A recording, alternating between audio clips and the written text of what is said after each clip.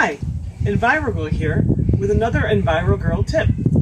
Today's tips are going to be about stand-up paddleboarding. Stand-up paddleboarding is a new craze. Well, it's not that new, but it's a craze that's been in my mind for a while, and I've been just taking up the sport of stand-up paddleboarding, or SUPs.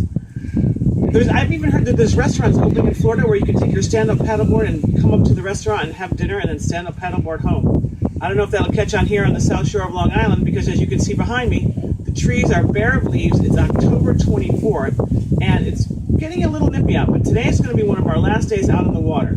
So today we're talking about stand-up paddleboards. Okay, we have a large stand-up paddleboard. We're going to be going out and we're going to show you how to operate a stand-up paddleboard and how to do it safely. And let's go on to the next step that we're going to do regarding safety. So we're talking about safety. Whenever we're on the water, we want to be safe. Water can be very treacherous, even a small amount. What I'd usually do, especially on a cooler day like today, I would wear a wetsuit. But because I've been getting very good at the paddleboard, I'm not going to wear a wetsuit today. I'm just going to wear my regular workout clothes, and I'm going to wear a life jacket, always important life jacket whenever you're on the water.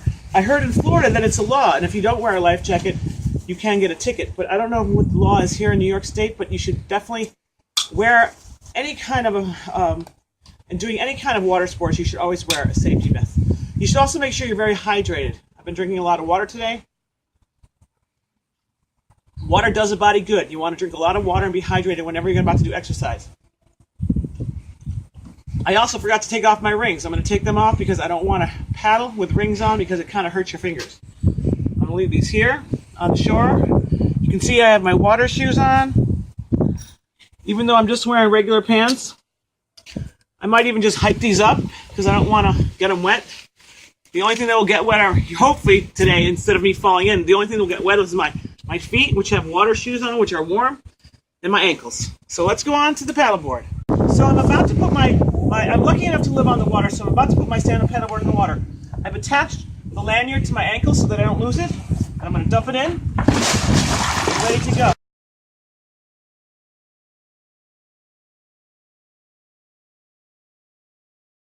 As you can see, mine has an FKR on it.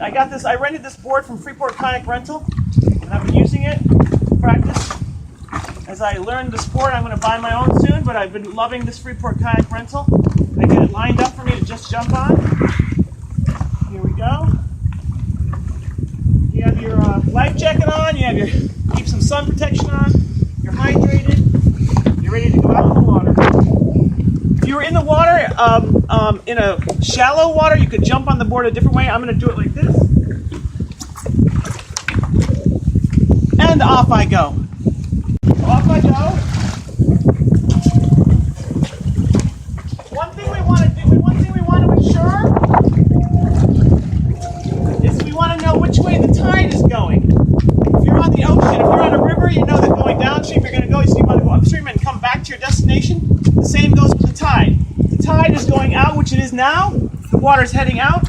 We want to see what the breeze is doing. If the breeze is pushing back or heading going the same direction as the tide, so that we can have our most effort going away from our destination and our least effort coming back, so that we don't want to get too tired and stuck.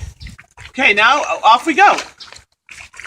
So this is how you get up. You put your paddleboard like this, you find the middle of the board, and you stand up.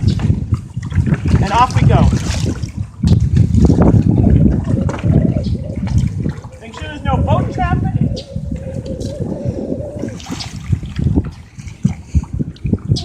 The way to turn the stand-up paddleboard is to do a full paddle like so. It turns you almost 180 degrees. You also want to take crescent moon-shaped paddles so that you stay straight. A crescent moon-shaped paddle. You don't want to do it straight like a canoe or a kayak, more like a crescent. Like so. Of course, left and right steering, just like in the canoe or kayak, applies here to the stand-up paddleboard. Enjoy! Bye, Envirogurl signing off!